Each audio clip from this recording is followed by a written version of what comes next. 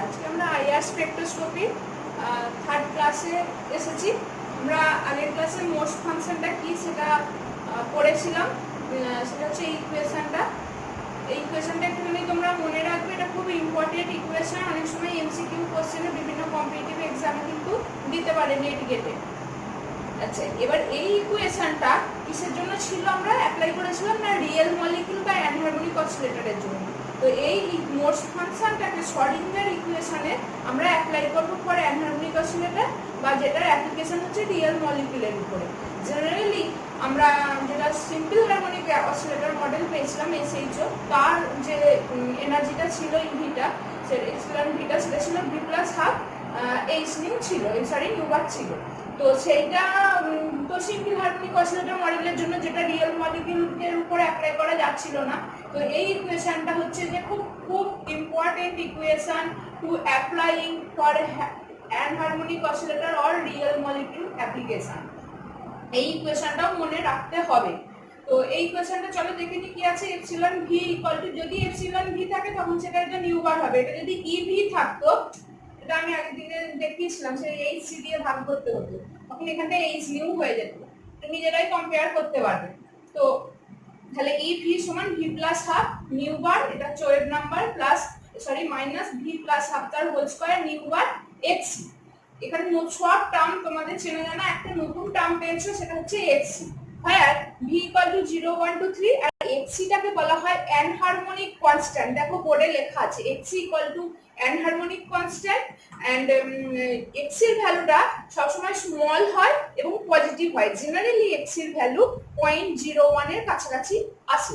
এখন এই অ্যানহারমোনিক কনস্ট্যান্ট এক্সি এখানে কি উদ্দেশ্যটা কি, এখানে আমার এখানে কাজটা কি না, আমরা যখন অ্যানহারমোনিক অসিলেটর পড়েছিলাম আগের দিনে, সেখানে আমি বলেছিলাম যে যত ভি এর ভ্যালুটা আমরা ইনক্রিজ করবে বাড়বে, তত কি হবে না, তত ওদের যে এনার্জি গ্যাপটা তত কি হবে, কমতে থাকবে।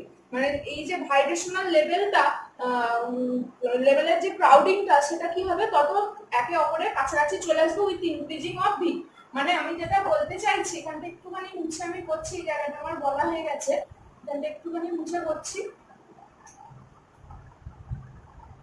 এই তো আমার ছিল, এইটা যদি 0 স্টেপ, এটা 1 স্টেপ, এটা 2 স্টেপ, যত এবার এরকম উপরের দিকে যাচ্ছে, দেখো এগুলো এগুলো কি হচ্ছে, কাছাকাছি চলে আসছে, যেটা সিম্পল হারমোনিক অসিলেটরের কাছে ছিল না। যত ভি ভ্যালু বাড়ছে, তত কি হচ্ছে, এই যে ক্রাউডিং লেভেলগুলো, তত পরস্পরের এনার্জি গ্যাপগুলো অনেক মিনিমাইজ হয়ে যাচ্ছে, কাছাকাছি চলে আসছে। সেটা কার জন্য হচ্ছে না, ডিউ টু এক্সির জন্য, অ্যানহারমোনিক কনস্ট্যান্টের জন্য, অ্যানহারমোনিক কনস্ট্যান্টের জন্য। এখানে আমার ভি প্লাস হাফ এই ইকুয়েশনটা ছিল। আচ্ছা, এইবার আমরা আসছি যেটা, এটা আই ডোন্ট নো তোমরা জানো কি নাই বোলজম্যান ডিস্ট্রিবিউশন সম্পর্কে। তো এটা আমি এখানে ডিটেইলসে আলোচনা করতে পারবো না, শুধু বোলজম্যান ডিস্ট্রিবিউশনের এখানে আমি ফর্মুলাটা নিয়েছি। ওর গ্রাউন্ড স্টেট আর এক্সাইটেড স্টেটের পপুলেশনের রেশিওটা বার করানো যায় এই বোলজম্যান ডিস্ট্রিবিউশন থেকে, যেটা তোমরা স্ট্যাটিস্টিক্যাল থার্মোডাইনামিক্সে মেবি পড়ে থাকতে পারো। তো Boltzmann ডিস্ট্রিবিউশনে n number of population at v1 level divided by number of population at ground level মানে v0 level is equal to, এটা খুঁজে পাওয়া গেছে, ভ্যালুটা আছে 0.008। মুখস্থ করার দরকার নেই, আমি জাস্ট ইনফরমেশনের জন্য বলছি যে বোলজম্যান ডিস্ট্রিবিউশন থেকে আমরা পেয়েছি এদের রেশিওটা, মানে গ্রাউন্ড লেভেল আর ঠিক জাস্ট তার আপার লেভেলে, মানে 1 লেভেলে, 0 লেভেল আর 1 লেভেলের পপুলেশনের রেশিওটা হচ্ছে 0.008 এরকম। সেটাকে যদি আমি অ্যাপ্রক্সিমেট করি 0.01 আসে। 8 আছে, 8 এর আগে 1 যোগ করে দিলে 0 এর সাথে 0.01 হয়। তো আমি এই রেশিওটা থেকে দেখতে পাচ্ছি এখানে যে 1 নম্বর মানে 0 লেভেলের উপরে ঠিক জাস্ট 1 নম্বর লেভেলে ভি ইকুয়াল টু 1 স্টেটে পপুলেশন হচ্ছে 1%।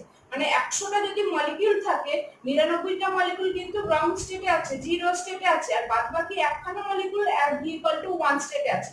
মানে 1% পপুলেশন হচ্ছে ভি ইকুয়াল টু 1 স্টেটে আছে, বাদবাকি ম্যাক্সিমাম পপুলেশন হচ্ছে সব গ্রাউন্ড স্টেটে আছে। সুতরাং আমরা এখান থেকে একটা রেস্ট্রিকশন আনতেই পারি, যেখানে আমাদের আছে 99টা মলিকিউল 0 স্টেটে, আর একটা মলিকিউল আছে ভি ইকুয়াল টু 1 স্টেটে। সো আমরা এটাকে নিয়ে বোলার নয়, ভি ইকুয়াল টু 1 স্টেটে একখানা মলিকিউল আছে, পপুলেশন খুবই কম, নেই বললেই চলে, নেগলিজেবল। তাহলে এটা নিয়ে আমরা অতটা বোলার নয়, কারণ কি এখান থেকে তো আমার মলিকিউলের টার্ম ট্রানজিশন খুবই কম হবে 1 লেভেল থেকে, কিন্তু ভি ইকুয়াল টু 0 লেভেল থেকে ট্রানজিশন বেশি হবে। সেই জন্য আমরা আমাদেরকে কি করলাম, রেস্ট্রিক্ট করে নিয়েছি ভি ইকুয়াল টু 1 বা মোর দ্যান 2 3 কোনো স্টেট আমরা as a originating transition state হিসাবে নেব না, শুধুমাত্র গ্রাউন্ড জিরো থেকেই আমরা একমাত্র ট্রানজিশন অরিজিনাল ট্রানজিশন স্টেট হিসাবে নেব। একটা জায়গায় নেব আমরা ভি ইকুয়াল টু 1 স্টেটে অরিজিনেটিং ট্রানজিশন স্টেট, কিন্তু সেখানে একটা কন্ডিশন আছে, সেটা আমরা আস্তে আস্তে পরে আসছি। তো তাহলে যেহেতু এই 1 বা তার থেকে বেশি স্টেপগুলো আমাদের রেস্ট্রিক্ট হয়ে গেল, তার মানে সবসময় কি হবে, ট্রানজিশনটা 0 লেভেল থেকেই হবে ফর অ্যানহারমোনিক অসিলেটর। এবার আমরা জানি অ্যানহারমোনিক অসিলেটরের সিলেকশন রুল দেখো বোর্ডে লিখে দেওয়া আছে, যেটা আগের দিনও আমরা পড়েছিলাম, delta V equal to plus minus 1 plus minus 2 plus minus 3।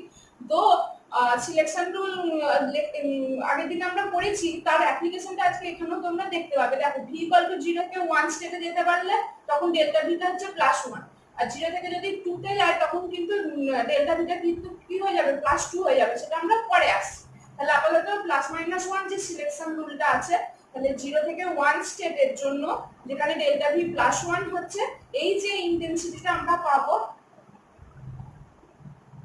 এটা যদি 0 স্টেপ হয়, এটা যদি 1 স্টেপ হয়, এই ট্রানজিশনটার জন্য আমরা যে ইন্টেন্সিটিটা পাবো, সেই ইন্টেন্সিটিটা ভালোভাবে কনসিডার করা যেতে পারে, কনসিডারেবল ইন্টেন্সিটি ভালোভাবে আমরা দেখতে পাবো।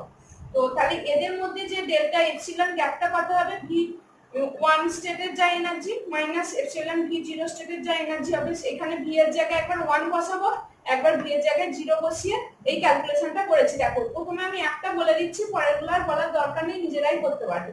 দেখো প্রথমে কি আছে, ভি প্লাস ভি এর ভ্যালু কত 1, তাহলে ভি এর জায়গায় 1 বসাচ্ছি, 1 plus half new bar minus 1 plus half তার স্কয়ার নিউ বার এক্স। এটা হলো কার জন্য, শুধুমাত্র এপসিলন ভি এর জন্য, মাইনাস আবার এপসিলন ভি 0 আছে, তার মানে এই গোটাটাতে আবার 0 বসাবো মাইনাস দিয়ে, সেজন্য এর আগে একটা মাইনাস চলে এলো। দেখো মাইনাস 0 প্লাস হাফ নিউ বার, এবার মাইনাস মাইনাসে কি হয়ে যাবে, এটা প্লাস হয়ে যাবে, 0 প্লাস হাফ তার হোল স্কয়ার নিউ ই এক্সি বসে গেল। এই পুরো ক্যালকুলেশনটা এরপরে আমি এখানে জাস্ট করেছি, তোমরা এটা জাস্ট নিজেরা খাতায় একবার করবে, করে দেখবে আলটিমেট এইটা পাবো, নিউ বার মাইনাস 2 নিউ ই এক্সি, বা নিউ বারটা কমন নিয়ে নিলে ব্র্যাকেটের মধ্যে 1 মাইনাস 2 এক্সি হয়ে যাবে। তাহলে এই যে 0 থেকে 1 স্টেটে যে এনার্জি যে গ্যাপটা বা এর জন্য যে ট্রানজিশনটা আমরা পাচ্ছি, এই ট্রানজিশনটাকে বলা হয় কি না, ফান্ডামেন্টাল অ্যাবজর্পশন। আমি জানি যে লোয়ার স্টেট থেকে হায়ার স্টেটে গেলে সেটাকে অ্যাবজর্পশন বলে, আগের দিনেই বলেছিলাম। তাহলে এইটার নাম হচ্ছে 0 থেকে 1 স্টেটে যাওয়ার নামটাই হচ্ছে ফান্ডামেন্টাল অ্যাবজর্পশন। আমি প্রত্যেকটা অ্যাবজর্পশন আর এরপরে আরো আছে, 0 থেকে 2 স্টেটে যাব বা আরো আছে, এই প্রত্যেকটা গ্রাফিক্যালি আমি দেখিয়ে দেবো লাস্টে, আগে প্রত্যেকটা ম্যাথমেটিক্যাল ডেরিভেশনগুলো আমরা করে নিই। তাহলে এই হলো ফান্ডামেন্টাল অ্যাবজর্পশন। এরপরে আমরা নেক্সট লেভেলটাতে আসবো।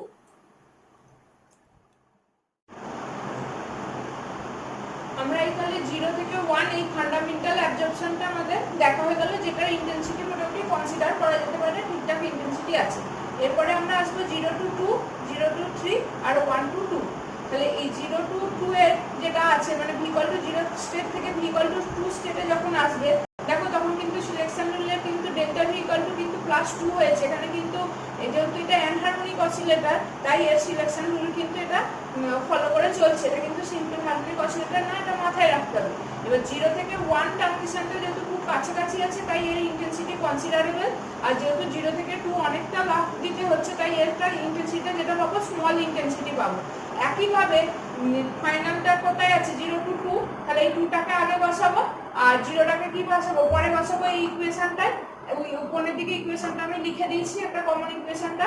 তোমরা কি করবে, 0 2টা আগে বসিয়ে নেবে, তারপর 0টা বসাবে, বসিয়ে দেখবে এটা পাচ্ছ। প্রত্যেকটা ক্ষেত্রে ইন্টেন্সিটির ইউনিটটা যেটা হবে ডেল্টা এপসিলনে, সেটা হচ্ছে সেন্টিমিটার ইনভার্স, যদি এখানে তোমরা নিউ বার দিয়ে করো। যদি এখানটা এইচ নিউ দিয়ে করো তখন সেটা কিন্তু জুল হয়ে যাবে। তো তাহলে এটা হলো সেন্টিমিটার ইনভার্স। তাহলে 0 টু 2 যে ট্রানজিশনটা আমরা পাচ্ছি, এটাকে যেমন ফান্ডামেন্টাল অ্যাবজর্পশন বলা হয় 0 টু 1, সেরকম 0 টু 2টাকে বলা হচ্ছে ফার্স্ট ওভারটোন। 0 টু 2 ট্রানজিশনটাকে বলা হয় ফার্স্ট ওভারটোন। একইভাবে 0 টু 3 তে দেখো, এখানেও কিন্তু তোমার সিলেকশন রুল সিম্পল হারমোনিক অসিলেটরে বলেছি plus minus 1 plus minus 2 plus minus 3, এটাই প্লাস 3 এর মধ্যে পড়ছে, কারণ 3 মাইনাস 0 করলে প্লাস 3 হবে। এর ইন্টেন্সিটিটা আরো একটু কম হবে কম্পেয়ার টু 0 টু 2 স্টেটের থেকে, এই ইন্টেন্সিটিটা নেগলেক্ট করা হয়, মোটামুটি নেগলিজেবল ইন্টেন্সিটি খুব একটা ভালো পাওয়া যায় না। এইটার এই ডেল্টা এপসিলনটা ওই একইভাবে 3 - 0 ভি এর জন্য করে দেখবে, এখানে পুট করে বসিয়ে দেখবে, আলটিমেট যেটা তোমরা পাবে সেটা হচ্ছে 3 নিউ বার মাইনাস 12 নিউ ই এক্স। এইটাকে বলা হয় 0 to 3 ট্রানজিশনটাকে বলা হয় সেকেন্ড ওভারটোন। তাহলে 0 থেকে 1 2 3 তিনটে স্টেটের আমার ট্রানজিশন হয়ে গেল। এবার আসছি 1 থেকে 2 স্টেটে। আমরা কিছুক্ষণ আগে বোলসম্যান ডিস্ট্রিবিউশন দিয়ে দেখালাম যে v = 1 স্টেটে পপুলেশন 1% থাকার জন্য সেই স্টেটটাকে আমরা কনসিডার করব না অ্যাজ এ অরিজিনেটিং ট্রানজিশন হিসাবে। বাট হোয়াই এখানে আমরা এটাকে কনসিডার করেছি, তার কারণ হচ্ছে যে v = 1 স্টেট থেকে 2 স্টেটে কনসিডার এই কারণেই করেছি না, যখন টেম্পারেচার বাড়ানো হয় তখন কি হয়, টেম্পারেচার বাড়ালে পপুলেশনটা কি হবে, এই 0 লেভেল এখানে ছিল, এটা ধরো 1 লেভেল, তাহলে টেম্পারেচার বাড়ালে মলিকিউল গুলো কি হবে, এনার্জি পাবে, এনার্জি পেয়ে এখানে তখন পপুলেশন কি হয়ে যাবে, বেড়ে যাবে, ইনক্রিজ করে যাবে। যেটা 1% ছিল নরমাল কন্ডিশনে, তখন টেম্পারেচার বাড়ালে কি হয়, ডাউন স্টেট থেকে 1 স্টেটে v = 1 স্টেটে কিছুটা পপুলেশন বেড়ে যায়। তো যখন এখানে কিছুটা পপুলেশন 1 স্টেটে বেড়ে যাবে, তখন এবার তুমি 1 থেকে আবার 2 স্টেটে তাহলে কি হবে, ট্রানজিশন হতে পারে। তাহলে এই 1 থেকে 2 স্টেটে ট্রানজিশন হওয়াটাকে বলা হয় হট ব্যান্ড। এবং এই ট্রানজিশনটা হতে গেলে কন্ডিশন হচ্ছে কি না, টেম্পারেচার বাড়াতে হবে, অর্থাৎ এনার্জি ইনক্রিজ করতে হবে। বাদ বাকি এইখানে ওই সেম ফর্মুলা দিয়ে দেখো v = 1 থেকে v = 2 স্টেট, এখানে সেম ফর্মুলা দিয়ে বসিয়েছি। দেখো এখানেও ডেল্টা ভিটা +1 এসেছে, এবং এখানে অ্যাবজর্পশনটা হচ্ছে হয় উইক অ্যাবজর্পশন, তার কারণ আগে টেম্পারেচার বাড়াতে হবে, মলিকিউলগুলোর পপুলেশন 1 স্টেপে ইনক্রিজ করতে হবে, তারপরে 1 থেকে 2 স্টেপে অ্যাবজর্পশন দেবে। তো এটা উইক অ্যাবজর্পশন হয়, এটাও ক্যালকুলেশন করে তোমরা দেখবে, এটা আসবে নিউ বার -4 নিউ বার এক্স, এটাকে হট ব্যান্ড বলা হয়। এরপরে আমরা গ্রাফিক্যাল প্রেজেন্টেশন, প্রত্যেকটা কন্ডিশনের জন্য গ্রাফিক্যাল প্রেজেন্টেশন আমরা অ্যানহারমোনিক অসিলেটর মডেল দিয়ে করে দেখব।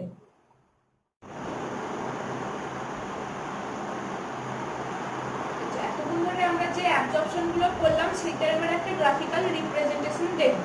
ফার্স্ট আমরা যেটা করেছি দেখো এই 1 নম্বরে কি করেছি, এই ইকুয়েশনটা ইউজ করে ডেল্টা এপসিলনের ভ্যালুটা দেখো পেয়েছি নিউ বার -2 নিউ বার এক্স, এটাকে কি বলা হয়, ফান্ডামেন্টাল অ্যাবজর্পশন। তাহলে এটা কোথায়, 0 to 1, দেখো ভাইব্রেশনাল লেভেল 0 থেকে 1 মানে 0 থেকে 1, এই যে 1 নম্বর দাম দিয়েছি, এটা তাহলে হচ্ছে ফান্ডামেন্টাল অ্যাবজর্পশন। তাহলে মলিকিউলগুলো এখান থেকে এখানে ট্রানজিশন ঘটবে। 2 নম্বরে দেখো আছে ফার্স্ট ওভারটোন 2 নিউ বার -6 নিউ এক্সি। তার মানে 2 নম্বর কোনটা, এই যে 0 লেভেল থেকে দেখো কোথায় যাবে, 2 লেভেলে যাবে, 0 to 2 2 নম্বর ভাইব্রেশনাল লেভেলে গেছে, এই 2 একটা, সেটা হচ্ছে ফার্স্ট ওভারটোন। তাহলে এই ট্রানজিশনটাকে বলা হবে ফার্স্ট ওভারটোন। 3 নম্বরটা দেখো 0 to 3 3 নিউ বার -12 এক্সি, তার মানে 0 থেকে 3 তে এসেছে, তাহলে এটা কি হচ্ছে সেকেন্ড ওভারটোন। আর 4 নম্বরটা কি দেখো না, টেম্পারেচার বাড়িয়ে বা এদের এনার্জি বাড়িয়ে মলিকিউলগুলো এক্সাইটেড স্টেটে নিয়ে গিয়ে তারপরে যদি ট্রানজিশন হয় 1 থেকে 2 এ, যেটাকে বলা হয় হট ব্যান্ড।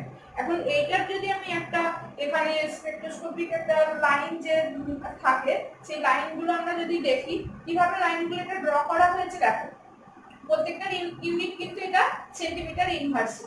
দেখো আমি প্রথমে নিউ বার 2 নিউ বার 3 নিউ বার আছে, আমি প্রত্যেকটা সমান সমান গ্যাপে যেটা বোল্ড লাইন আছে এঁকে নিলাম। দেখো এটা নিউ বার, এর থেকে সমান গ্যাপে 2 নিউ বার, এর থেকে একই ভাবে মানে নিউ প্লাস নিউ এরকম করে গেলে নিউ বার 2 নিউ বার 3 নিউ বার, যেটাই বোল্ড লাইন গুলো আছে, ডটেড গুলো নয়। এবার দেখো ফান্ডামেন্টাল অ্যাবজর্পশন কি করে আঁকবো না, নিউ বার থেকে আমার 2 নিউ ই এক্সি অ্যামাউন্ট ডিক্রিজ করবে, তাহলে কমে এইদিকে কমে আসবে, মাইনাস আছে যেহেতু, তাহলে নিউ বার থেকে এইটা আমি ধরে নিলাম, এই যে 1 নম্বর দাগ দেওয়া আছে, তাহলে এই যে ডটেড লাইনটা 1 নম্বরে, এইটা হচ্ছে যে আমার এই ট্রানজিশনের জন্য আমি এই স্পেকট্রাল লাইনটা পাবো। তাহলে এই 1 নম্বরটাকে বলা হচ্ছে ফান্ডামেন্টাল অ্যাবজর্পশন ব্যান্ড।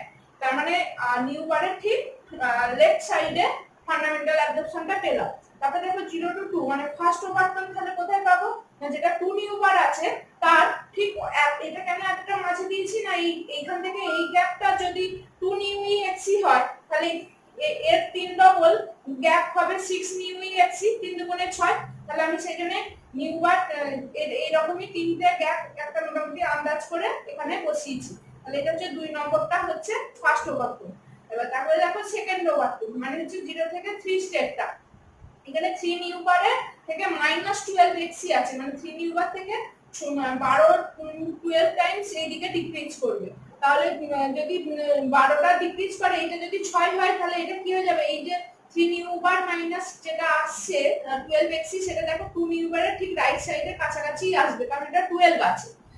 আর 4 নম্বরে আছে হট ব্যান্ড। হট ব্যান্ডটা কোথা থেকে আছে, নিউ বার থেকে ডিক্রিজ করেছে 4 নিউ এক্স, তাহলে এটা 2 নিউ এক্স ছিল, এর থেকে আবার সেম ডিসটেন্সে যেটা পাবো সেটা হচ্ছে এই 4 নম্বর লাইনটা হয়ে যাচ্ছে স্পেক্ট্রাল লাইনটা, কার জন্য না হট ব্যান্ডের জন্য।